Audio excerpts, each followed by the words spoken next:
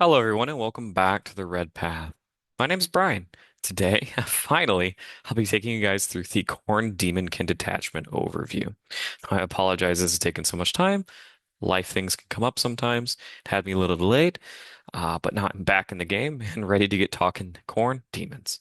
Now, in this detachment overview, I'm going to be talking about the detachment rule, applications for the enhancements, some lists, key units you want to be looking at using, you some applications for a very cool stratagem that I'm going to be talking about a little bit later, and how you can best exploit that to your advantage, and so on and so forth. So without further ado, strap in, pour yourself a brew, and let's just get right into it. So starting off with the detachment rule, Blood Tithe, which is a very familiar name. This is probably the strangest iteration of it so far, for all of you original Demonkin players back in the day, and then lately from ninth edition, which I'd argue was way, it was a fantastic rule. Although it may not have been a feels good rule for your opponent, it was very thematic and flavorful, and I hope to see it back as an army rule at some point in the future. But for now, we get the privilege of having it back as a detachment rule in addition to Blessings of Khorne. So, each time a Blood Legions or World Leader unit from your army kills an enemy unit, that doesn't specify melee, so Forge Fiends go ham. Roll a d6. On a 3-up, you gain a Blood Tithe point. You can now use these points like a currency in your command phase at the start of the command phase, in either of them, to buy one of 4 buffs. Now, these buffs, I'd say vary in use cases. In most games, you're not going to be ending them with 4 buffs, let alone 3, right? It's going to be pretty rare that you get 3 buffs, um, as I'll get talking here. Two of these buffs are going to be ones that you're going to be having more often than not, and the other 2 are a little bit more situational, and one of them even is one that you're probably not going to be picking, and I'd advise you don't pick. Starting off, Enraged Abjurations. So 2 blood type points. You gain a 5-up Feel No Pain across your whole army, Khorne Demons and World Leaders. 5-up Feel No Pain to Psychic and Mortal Wounds. Now, this is a blessing that is going to have very high impact on some of your games, right? If you pair Thousand Suns or Grey Knights, you can just straight up make those players miserable. Just saying I take 33% less damage, is definitely a huge boon. It's not one you're going to be picking often. I would say this is like a very commonly second or third blessing after you've finished this next one that we're going to talk about. Demonic Rage, 3 blood type points. Melee weapons equipped by Khorne Demons in your army gain the Lance keyword. I should specify when I say Khorne Demons, I mean Blood Legion, which is physically the Khorne Demons, not demons that are Khorne. So your Demon Prince is not benefiting from this. So melee weapons equipped by Blood Legion units in your army have the Lance ability. Now, this is very important, right? Not only for a stratagem I'm going to be talking about later, but for the Khorne Demons themselves. Now, we have found ourselves in a meta of high toughness and knights, right? We're looking at Bloodthirsters, Scar or Brand doing a lot of heavy lifting to kill other giant big demons, big Tyranid bugs, but more importantly, this new knight meta that we found ourselves in, right? And the only way that you're going to be consistently killing these big knights with our big demons, in this list is going to be if we can fully convert all of our attacks to hit and wound. And wounding on 2s into these big vehicles is incredibly important. Additionally, your bloodletters. Not a very impressive data sheet, honestly. It can be deceptively good, or like looking. It's not really that crazy of a data sheet, right? It's only 20 attacks, so you're getting 13 hits. And strength 5, so usually if you're swinging at something at their caliber, you're wounding on 3s. So you're usually going to get like 8 wounds at AP 2 damage, which will kill 5 scouts. That's about it. If it gets armor contempted, you're not really killing much else, right? So being able to take them and push them up to wounding on 2s into these units is very important, just to push their damage threshold actually to a point where it has to be respected into kind of units at their tier. Next, Boon of Blood. 4 blood type points. Blood Legion units from your army have a 4-up invuln save. Now, this is one that's kind of a trap in my opinion. You have better use cases for spending blood type points. Pushing Bloodletters up to have a 4-up invuln isn't really that relevant because they're already not durable. They do die to a few Stormbolters in a breeze. Giving them a 4-up invuln isn't really going to make it feel much better. Of course, your Bloodthirsters and Scarbrand already have it. Um, Fleshhounds, I'm not really looking to make more durable either. The best use case for this would be to be buffing your one Blood Crusher unit in your army because you really should be playing multiples, and I really wouldn't be spending this many resources on one unit. Finally, Might of Khorne, 5 blood type points. Blood Legion units in your army gain access to Blessings of Khorne. Now, this is a very, I'd say, trap-ish. I mean, you're still going to want to pick this one second. Um, in most games, but you definitely don't want to rush this one because my opinion is for reasons I'll talk about later. Lance is way more powerful because of a stratagem we're going to unlock, and like I said, pushing your thresholds up. There are ways to get blessings of Khorne on your Khorne demons already. In other ways that I'm about to talk about, actually, the next thing I'm going to talk about. Uh, but this is a strong ability. It's just by the time you have earned Lance and this, on average, you will have killed 12 units in your opponent's army, which the average Warhammer list is like 13 to 14 units. So your opponent's tabled. I would rather take these points, kind of look for a 5-up Feel No Pain early, and look towards winning the game state and having a winning board state on turn 3 or 4, rather than fishing for something like this on turn 5, unless the game's just escalating out of control and everybody's getting tabled everywhere, right? So moving on to our enhancements. Icon of War. World Leader's model only from your army. While a friendly Blood Legion unit is within 6 inches of the bearer of a World Leader unit, is the bearer, that unit has access to Blessings of Khorne. And additionally, you can take if you take a Battle Shock check, you can re-roll it. It's just kind of cute. It's not bad. But as for the granting Blessings of Khorne, now where this is big, right? Bloodletters are dirt cheap in this detachment. You're looking at 90 points per squad of 10. You take a Bloodletter unit really early in the game, shove it into the middle of the board, charge something in the middle of the table.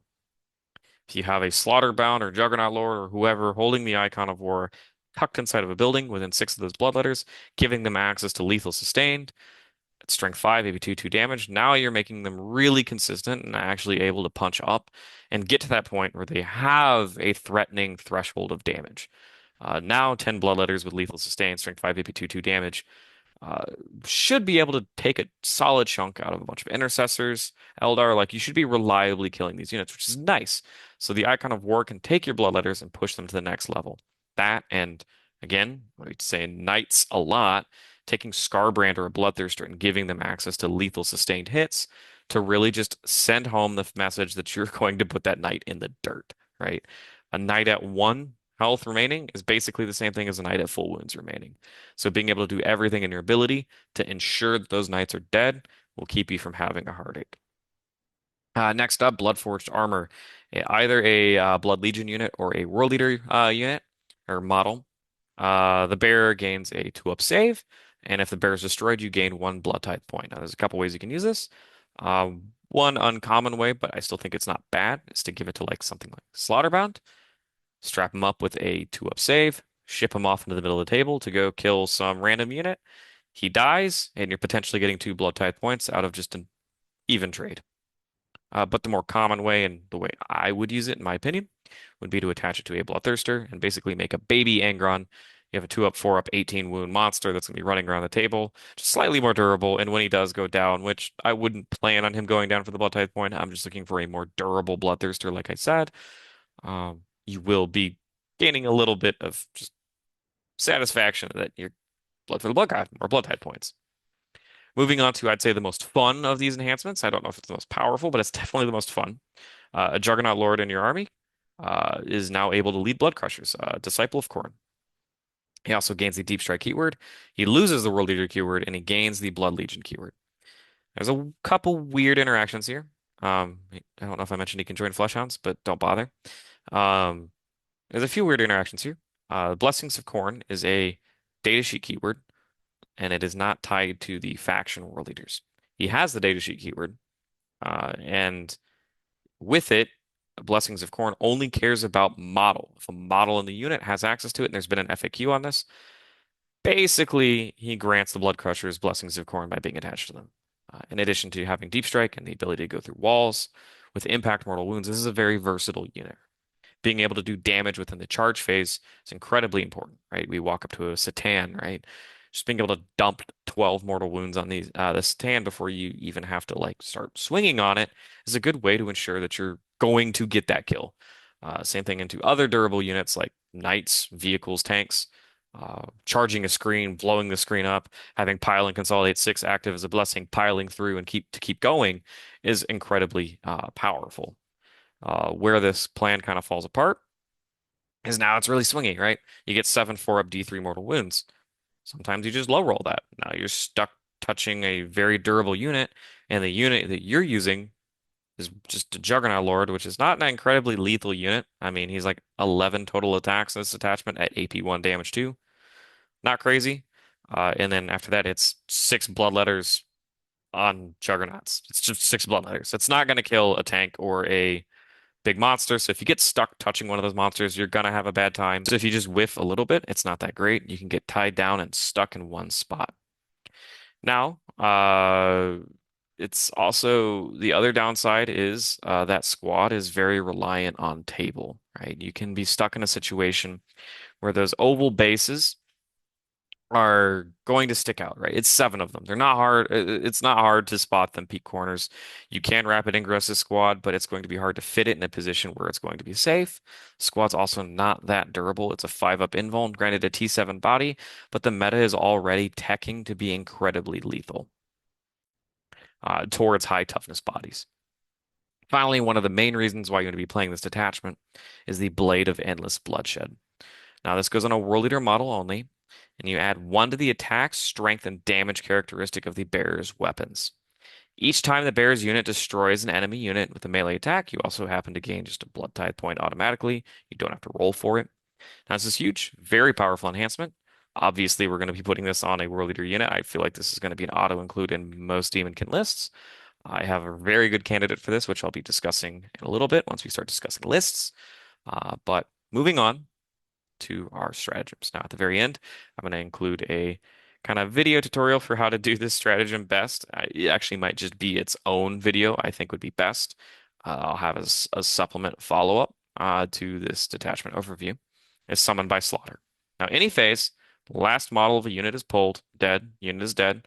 From that model's last position, wholly within a 9-inch bubble, you can set up a unit of 10 bloodletters anywhere. No restrictions. Just, I mean, obviously not in combat, but there's no deep strike restriction. You don't have to be set up 9 inches away.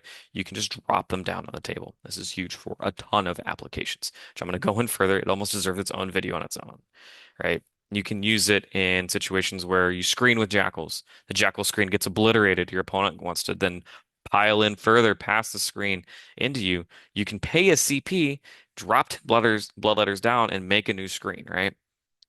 Your opponent draws Storm Hostile objective. They charge some Chaos Spawn, murder Chaos Spawn on an objective. Hold the Chaos Spawn, replace them with 10 Bloodletters. You still own the objective. Your opponent does not storm. The more obvious application, a Forge Fiend nails a squad from across the table, kills it, and you take 10 Bloodletters and throw them down, and then later on, charge. Now, it's important. I want to put this caveat in there. It's in the core rules. You can only charge with a unit that was on the table at the start of the charge phase. So if you charge with Blood Crushers and kill something and wipe a squad, but you can put Bloodletters down, but they're not eligible to charge. This enhancement or this stratagem is incredibly powerful, and I'd argue it is probably one of the strongest in the game, just because of its versatility. Uh, I mean, there's a lot of hoops to jump through here. You still have to have Bloodletters off the table. You cannot do this turn one, and you can only do it once per battle round. So there's a couple hoops there. But being able to threaten bloodletters anywhere, anytime, at all times is incredibly strong. Now this works best because bloodletters are as cheap as they are. We're going to have some in reserves. We're going to have ways to pick them up and put more in reserves. But because we're able to have Schrodinger's bloodletters anywhere on the table, they're also cheap enough to be tolerable as objective monkeys, right? If you have to do a cleanse, you can deep strike bloodletters down, cleanse an objective, or you can summon by slaughter on the other side of the table and just charge your opponent's deployment zone head on. Now, Demonic Fury, 1 CP. At the start of your fight phase, make sure at the start of your fight phase, one Blood Legion unit from your army as you're targeting. Select one friendly World Leader unit within 6 of that Blood Legion unit. That unit gains Lance. So you can give any World Leader unit in your army Lance for 1 CP as long as they're within 6 of a Khorne Demon unit. Very powerful. It gets better. So, in addition to that, if you have the Demonic Rage ability active, which is the Lance Blood Tithe, you also gain Twin Linked, which is not nothing when you have something like a Khorne Demon Prince on foot, which gains Death Wounds on the charge, and you put the Blade of Endless Bloodshed on him. He goes up to damage 4, +1 strength and damage and attack. And in addition to all of that, your Dev Wounds, Twin Linked, Lethal Sustained, you just kind of go crazy. This combo is incredibly powerful. You can just rip and tear through most mid to even some heavy level targets in the game, and it'll have a lot of payoff. Moving on, Worthy Skull. This is a cool one. You'll use it whenever you can. Again, this is going to be part of your rush, the Lance Blood Tithe uh, blessing, Blood Tithe ability. Worthy Skull. Fight phase after a Blood Legion or World Leader unit in your army kills a character or monster basically on the spot. You can activate it and you gain D3 additional Blood Tithe points. And you can then spend one of them to activate your Blood Tithe abilities on the spot. So, which is cool because you can activate Blood Tithe instantly. And again, we're trying to pump up our Blood Tithe number as fast as we physically can. So if you see an opportunity to go kill a monster or a character really early, now you have some motivation to. Uh, Blessing of Burning Blood. You can use this. It's 1 CP. Your opponent's shooting or fight phase. Select one after an enemy unit has selected its targets. One Blood Legion unit from your army that is within 6 of one of your world leaders. The unit that has been selected as one of those targets, that world leader unit gains a 5-up invuln. If you already have the Boon of Blood ability, which it's not going to be common that you have that, you go to a 4-up invuln. This can make Jackals surprisingly durable.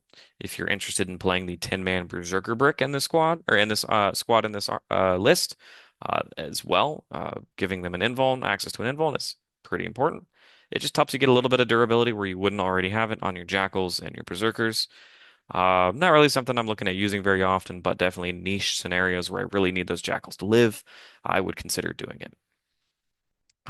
Next, Demon Tide, 1 CP.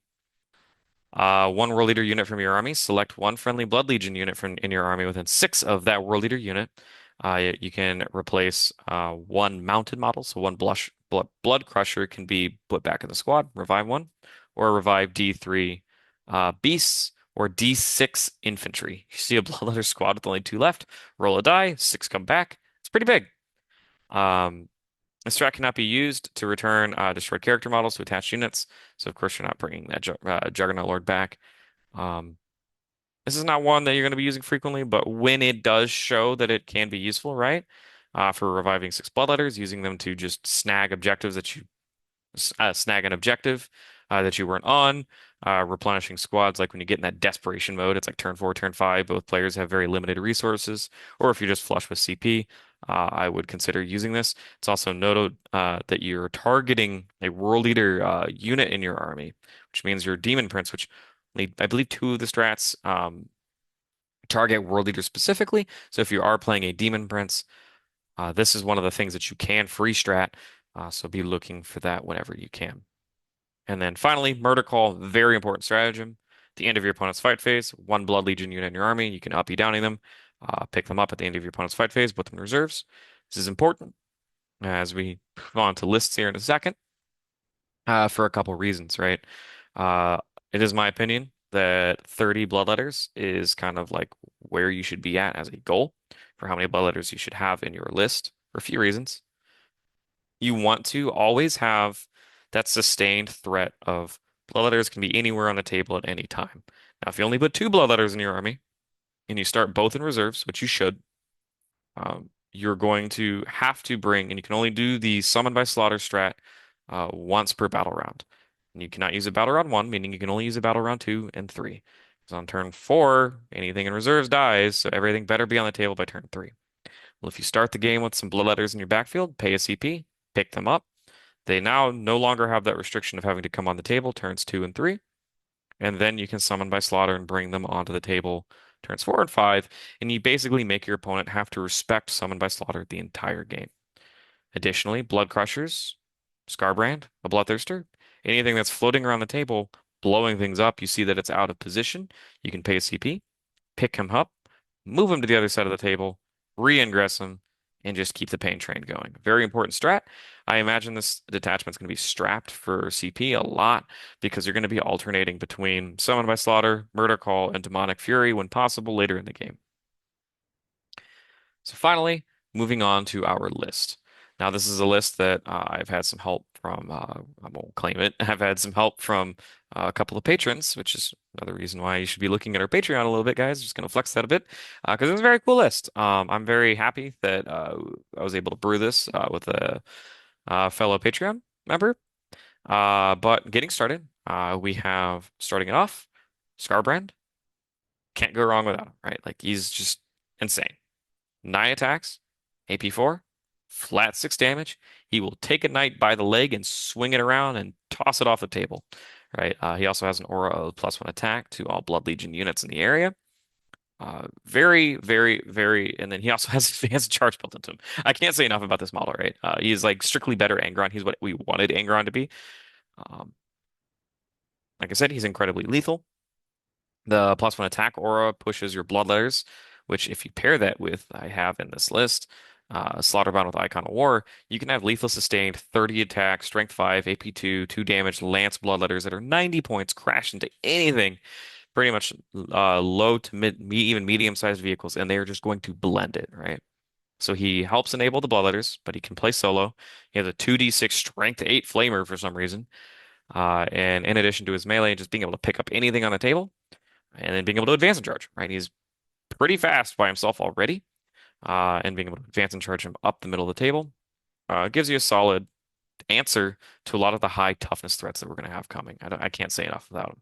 Now, going on to the next beefy boy, we have the Bloodthirster with Bloodforged armor. Now, pretty much when you're building a Demonkin list, you're either going to be able to fit the Bloodthirster or the Juggernaut Lord with 6 Juggernauts in the list. And I feel like they're very interchangeable. They're actually identical in points. Um, the Bloodthirster offers you, especially in this meta that we're going into with high toughness, I would be looking at a way to just be spamming that strength. Another unit on the table that can just go take a brawl and just kneecap another big knight. That's what I'm looking for. He has a heavy flamer. He flies. I'm probably going to be rapid ingressing him most games that I play with him. And after he wipes something, say he wipes a squad of Eldar, you can pile into something else. At the end of the fight phase, you roll 8 dice. For every 4 up, you do a mortal wound. You can pick up another squad Eldar. I've seen it happen a lot. So he has mortal wound output. He flies. He's AP4. He has a big axe. What more can you ask? Give him a 2-up save and ship him right in with a rapid ingress. To our next beefy boy, we have a Demon Prince on foot with the Blade of Endless Bloodshed. Now, I've alluded to this guy a lot throughout the video. I think the Demon Prince is incredibly important to have in almost every single World Leader list. Having access to Lone Op is incredibly important. Blade of Endless Bloodshed, Twin Linked, Dev Wounds, Lethal Sustained. Can't say enough. I really don't need to go much more in detail on this. It's a great combo. I'm not really building a list, any World Leader list right now without a Demon Prince on foot. Next up, a weird one. We have Khorne the Betrayer. He has no friends in this detachment. In fact, he is hanging out with his dad, or in this list, he is hanging out with his dad. And that's it. No Berserkers, Khorne solo, walking around. And the idea here is if you guys are familiar with how Index Eldar used to play, Eldar used to play Fuegan, running around all over the place by himself solo. Granted, did a completely different job. But Khorne, when he dies, stands back up on a 2-up. Makes him really annoying to kill, right? Because you can just spawn bloodletters. If he dies, he gets back up. Now he's got bloodletters behind him. He can sit there and give the Demon Prince on foot Lone Op, which is what he's going to be doing a lot, which is going to be really annoying for your opponent. So not only is he annoying to kill, because he's a 4-up invuln, cheap unit, when he dies, he stands back up, so it's going to kind of be a waste of resources from your opponent in the middle of a turn. If they have nothing else to shoot at, they'll kill him. But if they have a lot to deal with, he kind of gets ignored a lot. And that's okay, because he's giving your Demon Prince Lone Op. In addition to that, he's still 8 attacks at Strength 7, AP2, 3 damage. He's still a house in melee. You give him lethal sustained. If you have nothing better to spend the CP on, you can free strat and give him rerolls. You can give him twin linked later on too, Lance twin linked, and he'll just be a house on his own. So I think he's cool. I think he helps enable the Demon Prince, and he also enables some kind of weird shenanigans that you can pull off. Finally, we have a Slaughterbound with the Icon of War, which is the 6-inch aura of Enable Blessings. I think this is really cool. You can have him be solo on his own, or I do have a squad of 8-bound you can attach him to. 3 8-bound plus a Slaughterbound with Lance and Twin Linked will blend most things they touch. If you're not interested in that, he can also be a lone op enabler for the Demon Prince, and he can walk up into the middle of the table behind a ruin, 6-inch aura, give your Bloodletters quite a buff and damage of lethal, like I said, lethal sustain, dev, +1 to hit from the Demon Prince or from the Bloodthirster, or +1 attack from Scarbrand. Can be quite a lot. Next, we have the 3 squads Bloodletters, which I think 2 are mandatory and 3 is really where I want to be leaning.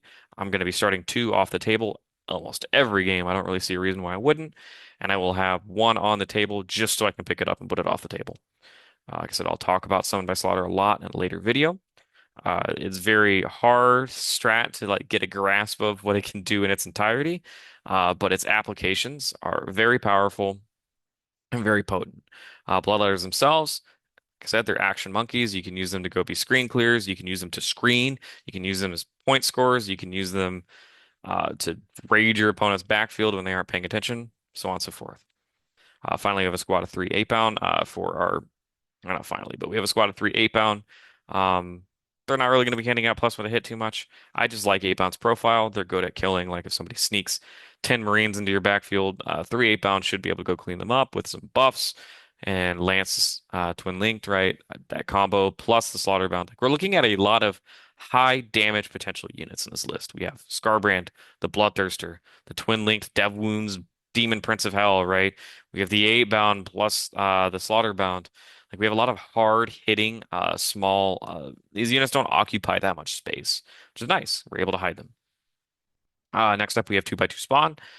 World Leader spawn have been talked about relentlessly. I can't say enough about them. They're good at doing point scoring, chaff clearing, racing out, dying, becoming bloodletters, right? There's a lot of applications. They kind of work really well with the bloodletter strat. But can't say enough about them. I don't really need to say more about them, ironically. But moving on, we have 2 Forge Fiends, staple in most World Leader lists. These are important for a few reasons. I mean, A, Forge Fiends are incredible units, but B, it's a way to project your Bloodletters across the table. I like to think that the Forge Fiends are physically shooting Bloodletters at people. You kill something in shooting, spawn Bloodletters, charge, keep going, keep the pain train going. Then lastly, to round the list out, we have a squad of 10 Jackals, screening the backfield. Sticking, can't go wrong without them. They're not really as great outside of Berserker Warband at charging things, but overall, you can, like I said, they can die, turn into bloodletters, run out, charge a cheap screen, or they can be your cheap screen in the back. So overall, this list, like I said, it's a pretty clean swap to take the Bloodthirster out and throw the Blood Crushers in. Granted, if you're not playing the Bloodthirster, in addition to Scarbrand, I really think the Icon of War starts to lose a little bit of value since the Blood Crushers come directly over with Blessings of Khorne. So pay attention to the Discord. I actually have a couple other lists that I've been brewing up. But this is the one that I've actually had a lot of fun with recently. I'm planning on taking this to the Nova Open. Like I said, the last time I did a detachment focus video, that was my Dallas Open list. This is a list I plan on taking to a major. I expect it to evolve, but this is where my eyes are at the moment. This detachment is very fun. This is the style of army that got me into 40K originally, and I'm very excited to say that like the Khorne Daemonkin detachment of the 4 God books is probably the most viable of the demon inclusive detachments. And I'm happy that it happened to be the Khorne one to fit us. So I'm not going to take too much of you guys' time. Feel free to check out the Discord, check out where you can get a hold to with me, Dara and Jamie. Like I said, I'm more of the Demonkin guy, but I'm down to talk about this detachment anytime. So with that, guys, I just want to say, stay healthy, stay safe, and kill, maim, burn.